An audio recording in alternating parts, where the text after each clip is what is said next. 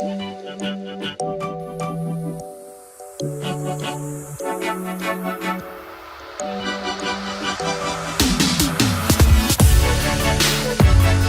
guys, it's Nontobeko again. Thank you so much for tuning in. I am back with another episode. I hope that y'all are good, y'all are keeping safe and warm. It is starting to become very cold in Durban. So wherever you are, I hope that you are staying indoors, wearing your mask, washing your hands, and doing all the things that we are told to do in order to stay safe. On today's episode, as the title says, I will be giving you the 101 of therapy, the just laid out for you what talk therapy really is. So firstly, what's talk therapy? They sometimes call it psychotherapy. So I think its core, and the reason why it's there, it's to help you, me, whoever, with whatever's bothering you, to give you clarity and actually put things into perspective. Because most often than not, when you go through things, it just becomes too much and you don't really see a way out, so to speak. So talk therapy is where you get to sit with a therapist, a psychologist, a social worker. I believe they also do therapy sessions, and you tell them what's bothering you, and they help you, give you ideas and ways in which to cope and help you through whatever situation, and just to give you perspective that, you know, it's actually not so bad, or I can actually do this and this was wrong, I did this because of this. Sort of like put all the boxes in your head in order, right? So what happens, firstly, it is not a one size fits all. That's the first thing. I recommend therapy 100%, but I know that it's not for everyone. It doesn't work for everyone. But also with that, there is you need to have some sort of connection with the therapist. So it's not like you'll be referred to a therapist, or you look for one on Google and you go to them, and there and then you get to connect. Because remember, it's you opening up to this person. You are opening up to this person about what's going on inside your head, your heart, wherever.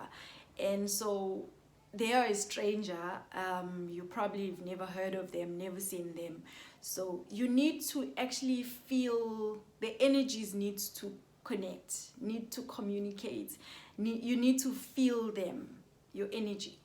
There's different races, male, female,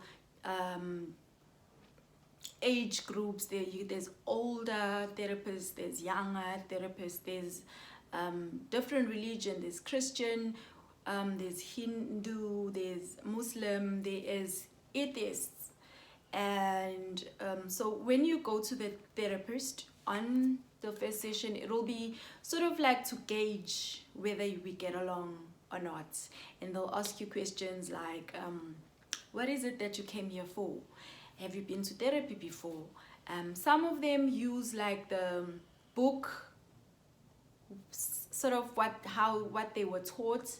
They go like by the book. I just forgot the terms that are used, but some of them go with what you are going through, and they just like organically have a conversation, but including what they studied. Sort of, you don't feel like this person is actually giving me a textbook tool, but they are actually hearing me, and what they're telling me is in line with what I'm going through. When you are crying and breaking down, they're not going to cry with you.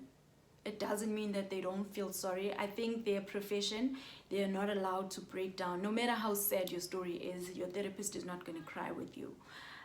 They just sit there, give you a tissue, and watch you cry until you're done, and then carry on with the session.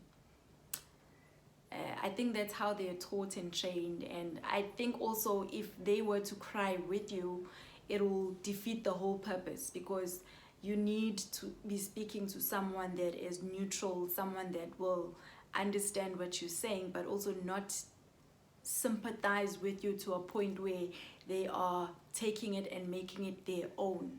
Another thing is, therapists can't read your mind. They're not going to know everything and anything that you're there for.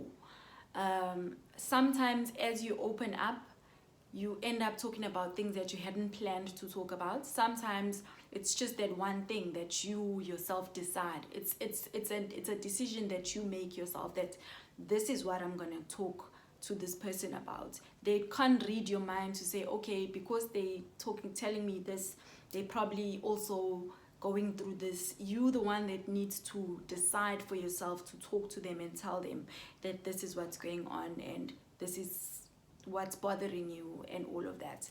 They don't read your mind, and you're the one that has to do it. And like I said in my previous video, the actual work to help you through whatever it is that's going on, that you are going through, that's bothering you, is done by you. You'll tell them. And the best thing that I have gotten out of therapy is that it makes you feel lighter. You know, when you are carrying something and you feel that nobody can hear you, nobody can feel what you are feeling, and you're all alone. After a therapy session, you feel so much lighter, you feel heard, and it gives you perspective. That's the best thing that I've gotten out of it, and it's priceless. So the actual work to apply what you are told by the therapist, you have to actively do that. They don't take away your problems. They don't have magic words or methods or to help you get out of wherever you are. You are the one that has to do the work. Therapists are not magicians. They are just trained to listen and help you through whatever it is that's going on. Another thing that when I first started therapy that I found very weird and a little intimidating is that they write down. As you speak, they're writing down. That just made me anxious, because you'll be sitting there and thinking, what are you writing?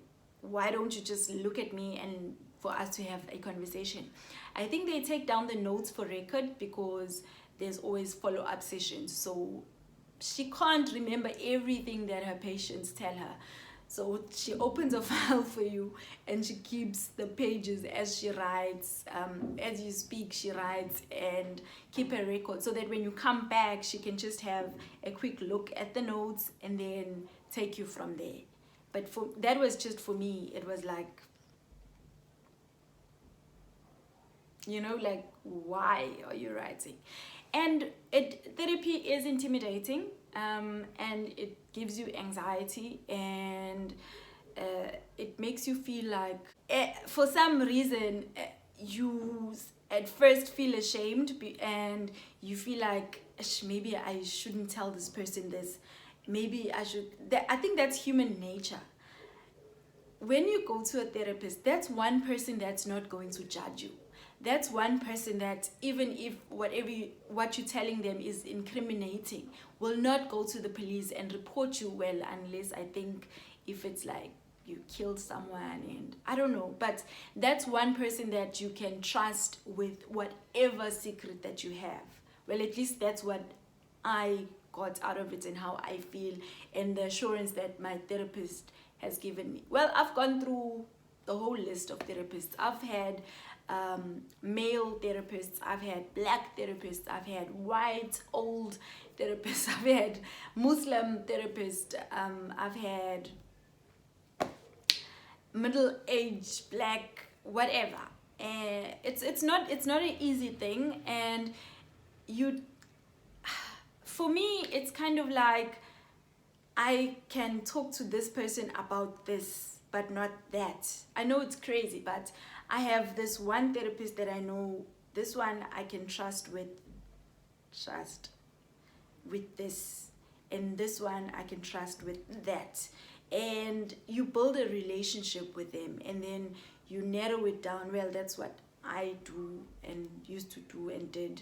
You narrow it down to, okay, I'm comfortable with this person, we've come this far, and so I can give them this other piece of me and that other piece of me. It's a relationship, it's a give and take sort of thing. You need to tell them as much for them to help you that much. So basically, it's not magic. It's not like a one size fits all. It's not perfect. It's not always straightforward. It's not easy, but you need to decide that you want to go to therapy and you want to speak to somebody and you want to actively, intentionally do the work to get yourself out of wherever you are. So don't think that I'm going to go to a therapist and then whatever they're going to tell me is going to help me. Yes, it will, but you need to actively do the work. I know that sometimes they say, you need to see someone, you need to talk to somebody, if you have never been to therapy, that almost sounds like you need to take a Panado if you have a headache. You need to drink water. And it almost sounds like once I do this, it will automatically, the expected result is I'm going to feel better. Well, it is supposed to be, or supposedly meant to be like that, but I can tell you now, I've walked into a therapy room, spoke to this person, didn't feel them, I wasted my money, and I went home and I still felt like, so it's you have to do it for you. They just guide you, hold your hand and hold the torch and walk you through whatever it is that's happening, but they're not going to walk before you. You'll walk together. It's not like they know the end, but they are walking with you to get to the end. So you need to be prepared to open up. You need to be prepared to cry.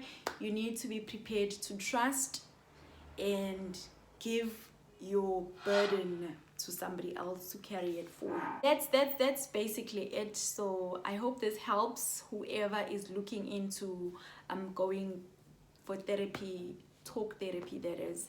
I hope this helps whoever is considering it. From me, I've been to therapy, or have been on therapy, talk therapy, from 2012. So from someone that has walked this journey, I 100% recommend it. Give it a try. It works.